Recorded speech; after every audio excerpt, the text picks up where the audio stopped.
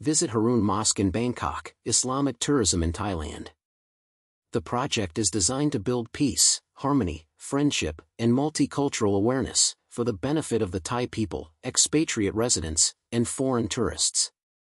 Initiated by the well-known Haroon Mosque and approved by the Islamic Committee of Bangkok, the mosque tours will help solidify the image of Thailand as a peaceful, friendly country open to all faiths and cultures. The project will also generate jobs and income among the Thai Muslim communities, especially the hundreds of mom-and-pop vendors who sell food and many other products in the areas around the mosques. Imam Thanarat Wacharapasat, Imam of the Haroon Mosque and head of international relations at the Islamic Committee of Bangkok said, "Given the Islamophobia prevalent in our society, we would like to inform the people of the truth about Islam. There is a lot of misunderstanding and misconceptions about Islam, as well as deliberate misinterpretation. Once we can counter that, it will create a better understanding among people. We also want this to be a reciprocal arrangement. We will encourage Muslims to visit churches and temples and learn from each other." Based on the open house mosque tours conducted in Malaysia, the project fulfills multiple national, regional, and global diplomatic objectives. At the local level, it is in line with the Thai constitution, which permits freedom of religion and, despite being a Buddhist majority country, treats all Thais as equal citizens with equal rights to vote, work, and worship.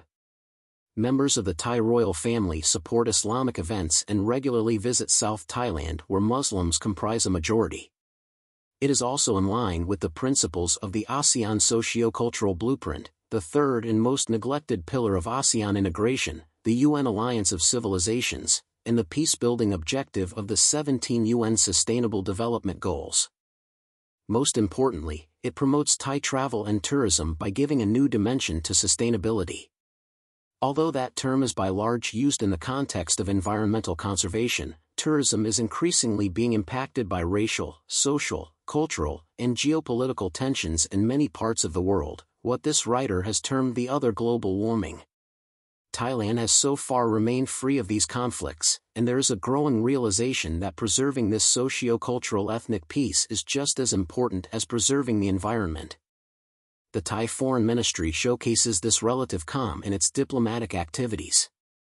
Visiting dignitaries from the Islamic world are taken to visit the Kudajan district on the Thon Buri side of the Chao Phraya River, where a heritage Buddhist temple, a historic Portuguese church, and a unique Islamic mosque are located within walking distance of each other, in the midst of local communities which have peacefully coexisted for decades.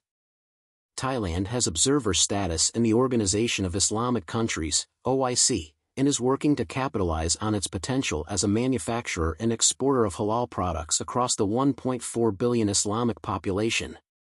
This economic advantage is being intensively supported by rapidly growing entities such as the Thai Muslim Trade Association, which groups numerous young Thai Muslim entrepreneurs keen to take Thai halal products globally. Other institutions such as the Halal Science Center, under Chulalongkorn University, and the Halal Standard Institute of Thailand, also organize an annual Thailand Halal Assembly to promote science and research in the certification process and promote Thai Muslim businesses. Thailand is attracting millions of visitors from the Islamic world. Saudis are now the fastest growing and highest spending visitors following the diplomatic rapprochement with Thailand in January 2022 after a 32-year break. Local hospitals have for years catered to medical tourists from the Gulf. Well-heeled visitors from Bangladesh, Pakistan, Indonesia, and Brunei are frequent visitors. The Tourism Authority of Thailand has a long-standing strategy to position Thailand as a Muslim-friendly destination. There are plenty of halal restaurants. Many department stores and shopping malls now have prayer rooms.